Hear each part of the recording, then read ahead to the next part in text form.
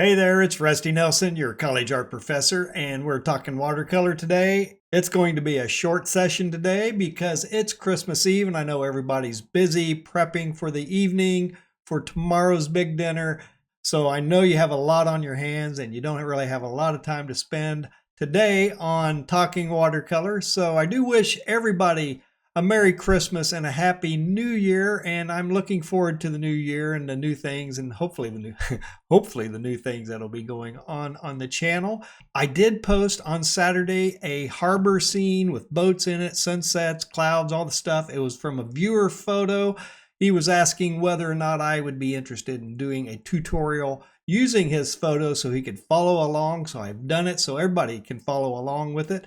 Get out there, check it out. I do appreciate all the views, all the new viewers, all the returning viewers, the people who have subscribed, the people who have commented all year. Thank you very much. You are really giving me a boost of confidence with what could be with this channel in the coming years. So it's going to be a busy 2026.